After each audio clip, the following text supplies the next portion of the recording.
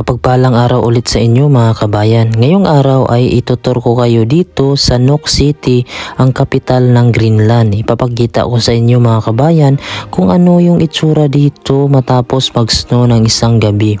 Bali dito pala sa Nuuk City, ito yung kapital ng Greenland, ay bali pangatlong beses pa lang ito nag-snow ngayong taon.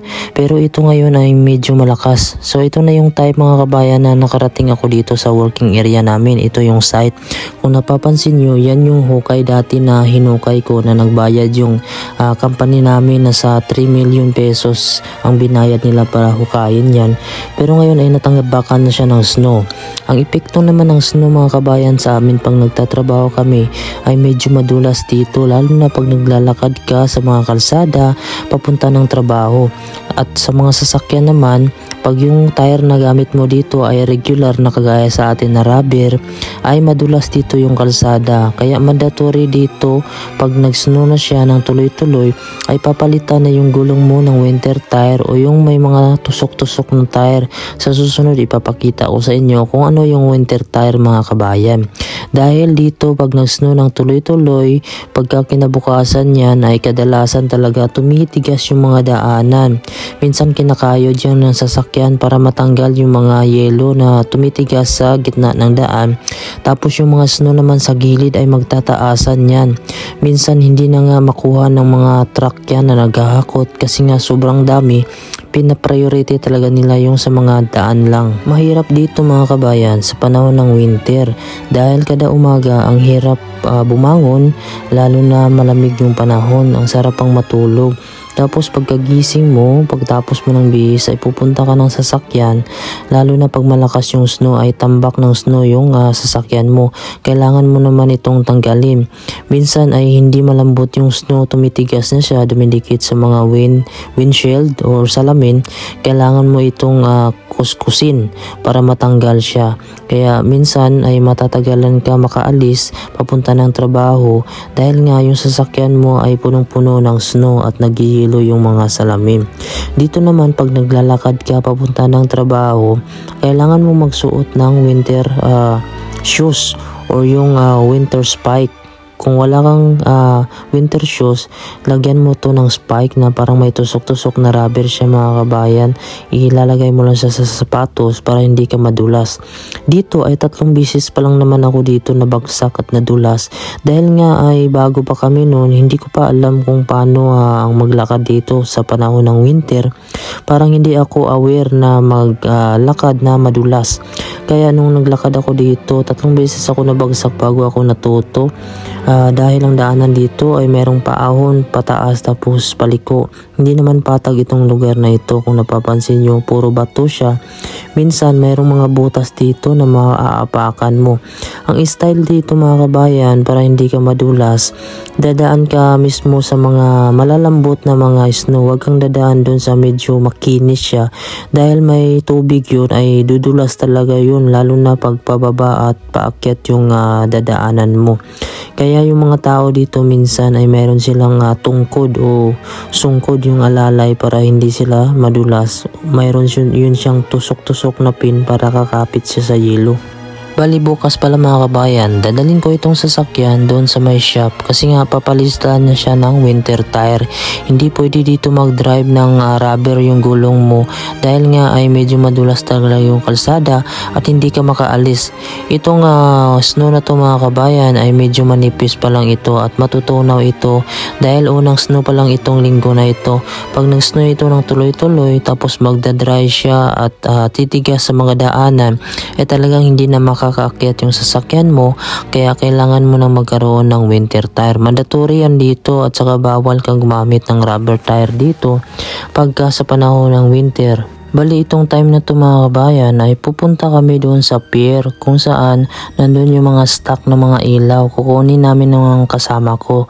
Bali siya palang nag-drive dito. Itong tunnel na ito mga kabayan ay ginawa ito para maging shortcut siya. Kasi kung doon ka sa kabila dadaan ay medyo malayo na ang pupuntahan mo. Medyo may katagalan na din itong tunnel na ginawa na ito.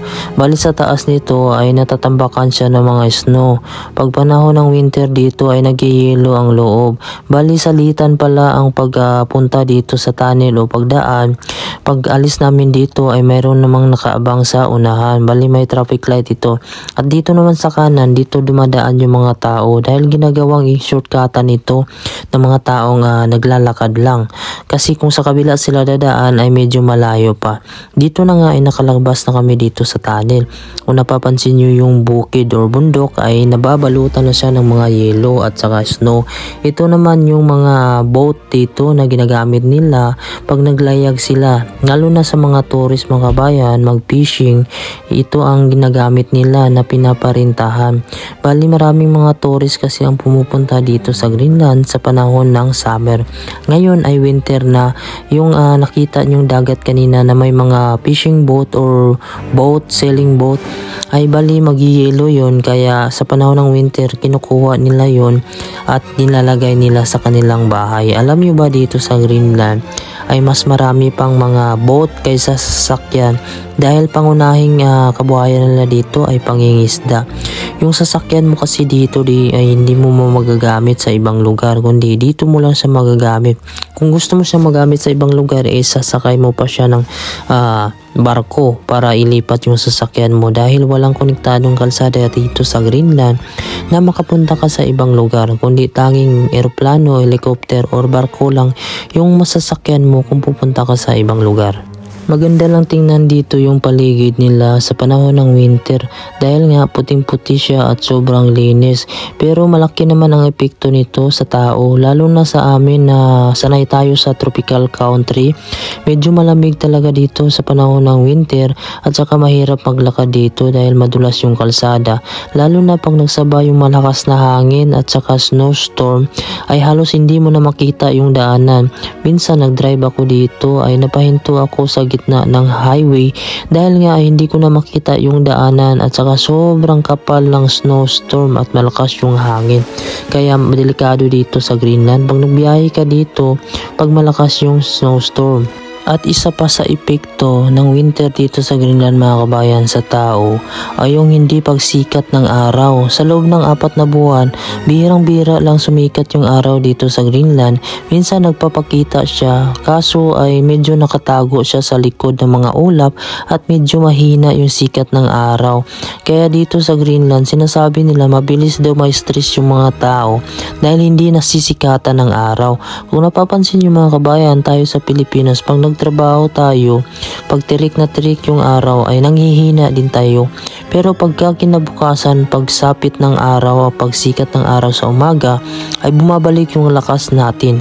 Hindi kagaya dito sa Greenland, pag walang araw na sumisikat, medyo nanghihina yung mga tao at nagkakaroon sila ng stress o kahinaan sa sarili nila.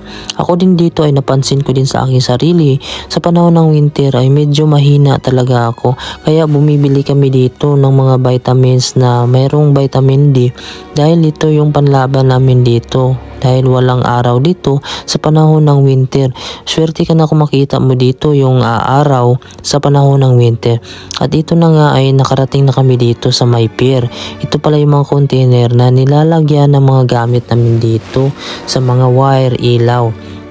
At dito naman mga kabayan, ito yung pumunta kami dito na bumili kami ng pagkain. Ito pala yung Nook Center na sinasabi ko na mall, na nag-iisang mall dito sa Greenland. At napapansin nyo yung mga snow dito ay kalat na talaga at halos natatakpan na yung buong lugar. Ito pala yung unang snow dito ngayong linggo.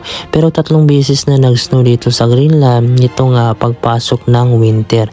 Ito yung sasakyan namin. Issue to dito sa amin nung nakaraan kasi wala kaming sasakyan na nagamit, kaya ngayon ay binigyan kami ng sasakyan dahil anytime kung anong oras kami papasok at kung anong oras naman kami aalis. Itong time na to mga kabayan, tanghali ito. Madalas kasi kami bumibili ng mga pagkain dito dahil malapit dito yung Pinoy restaurant, kaya dito kami madalas bumibili ng kasama ko. Minsan kasi namimiss din namin yung pagkain Pinoy. At ito na nga mga kabayan, ito yung labas ng bahay ko dito at ito yung kwarto ko.